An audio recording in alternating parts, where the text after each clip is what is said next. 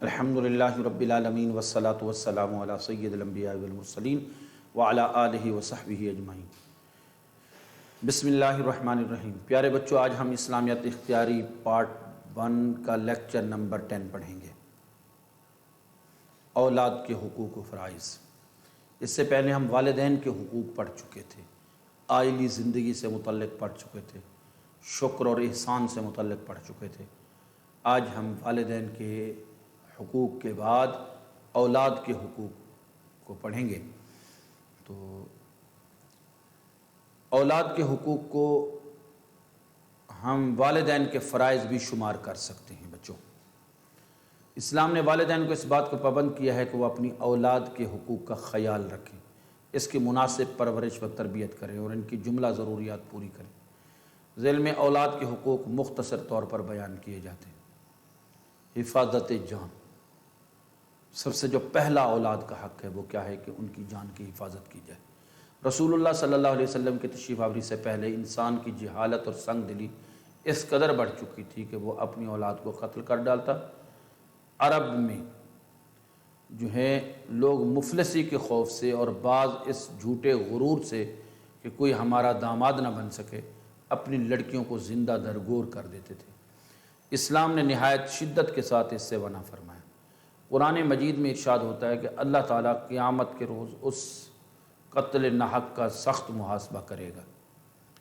وَإِذَا الْمَوْعُودَةُ سُئِلَتْ بِأَيِّ ذَنبٍ قُتِلَتْ، اور جب اس لڑکی سے جو زندہ دفنا دی گئی ہو پوچھا جائے گا کہ وہ کس گناہ پر ماری گئی، تو قرآن مجید میں معاشرے کی دیگر برائیوں کے ساتھ قتل اولاد سے بھی ان الفاظ میں منع فرمایا گیا۔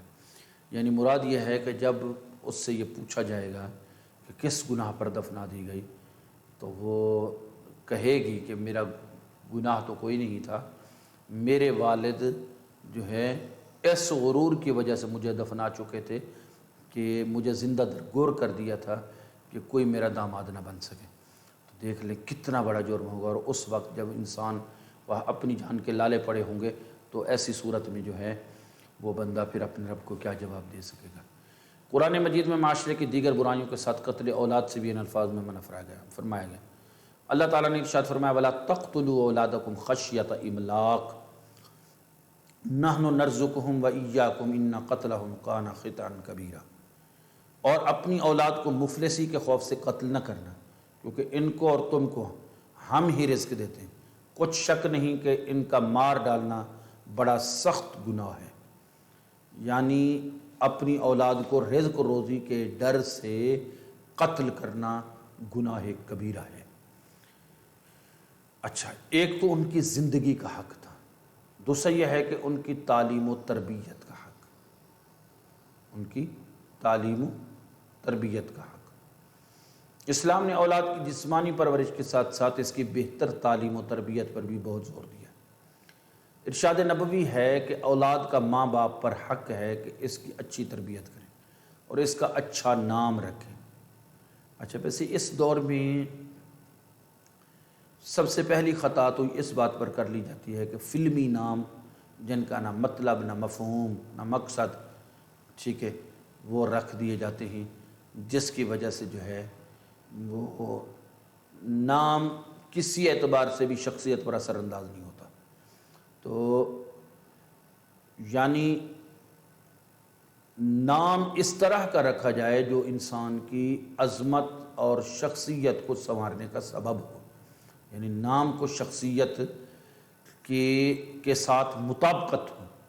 حدیث پاک میں ارشاد فرمایا گیا کہ اکرموا اولادکم واحسنوا ادبہم، اپنی اولاد کی عزت و توقیر کرو اور ان کی اچھی تربیت کرو، یعنی اپنی اولاد کی بھی عزت کرو، ٹھیک ہے، یعنی کہ ہر وقت جو ہے ان کو جوتی کی نوک پر رکھو، بلکہ اپنی اولاد کے ساتھ پیار و محبت کے ساتھ پیش آؤ، عزت کرو ان کی، ٹھیک ہے، تو بچے بھی پھر اس طرح آپ سے محبت اپنائیں گے۔ قرآن مجید میں ارشاد ہوتا ہے کہ یا ایھا الذین آمنوا قوا انفسکم واہلیکم نارا، ایمان والو اپنے آپ کو اور اپنے اہل و عیال کو دوزخ کی آگ سے بچاؤ۔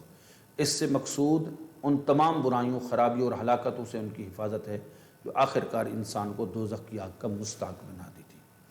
یعنی اللہ تعالیٰ نے ان لوگوں کی جو لوگ ان خرابیوں اور ہلاکتوں سے اپنے آپ کو نہیں محفوظ فرماتے یا ان کو اپنی اولاد کو بچانے کی کوشش نہیں کرتے، تو ان لوگوں کو اللہ تعالیٰ نے یہاں پہ تلقین فرمائی۔ اچھا، تو اللہ تعالیٰ نے ان لوگوں کی تعریف فرمائی جو اپنی بیوی بچوں کے حق میں دعائے خیر کیا کرتے ہیں۔ کچھ لوگ ایسے بھی ہیں جن کے بارے میں قرآن کہتا ہے والذین یقولون، وہ کہتے ہیں ربنا حب لنا من ازواجنا، کہ اے ہمارے رب ہمیں عطا کر بیویوں سے، ٹھیک ہے، من ازواجنا و ذریاتنا، اور اولاد سے، قرۃ اعین، آنکھوں کی ٹھنڈک، وللمتقین اماما، اور انہیں جہان والوں کے لیے جو ہے، پرہیزگاروں کے لیے جو ہے انہیں امامت کا درجہ عطا فرما۔ اولاد کے حقوق و فرائض بچوں،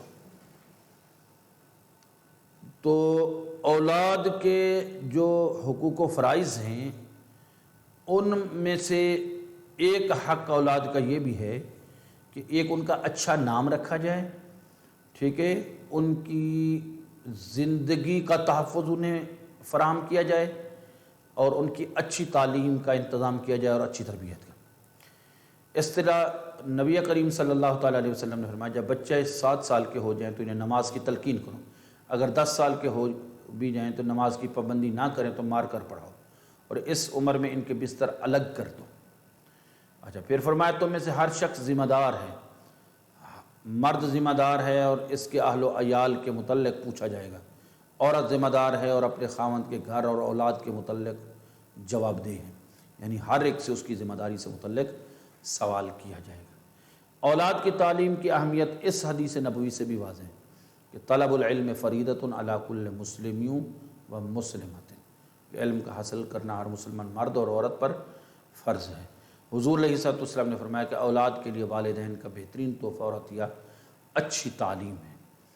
ایک اور حدیث میں ارشاد ہوتا ہے جب آدمی مر جاتا ہے تو اس کا علم ختم ہو جاتا ہے، لیکن 3 علم جاری رہتے ہیں، ایک صدقہ جاریہ، دوسرا اس کا پھیلایا ہوا علم جس سے لوگ فائدہ اٹھائیں، اور تیسرا نیک اولاد جو اس کے حق میں دعا کریں۔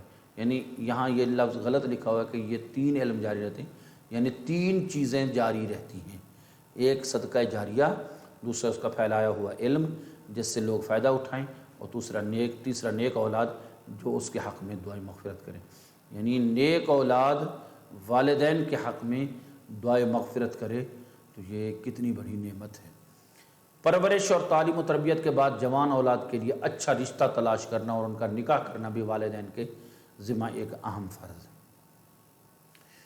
اس دور میں جس دور سے ہم گزر رہے ہیں، والدین اپنے اولاد کے احوال سے بے خبر ہیں، والدین اپنی اولاد کی ضروریات کو سمجھتے ہوئے بھی ان سے منہ پھیر لیتی ہیں، اور غیر ضروری چیزوں کو ترجیح دیتے ہوئے اپنی اولادوں کا نکاح وقت پر نہیں کرتے، ٹھیک ہے، تو اپنی اولاد کا نکاح وقت پر کر دینا نعمت ہے۔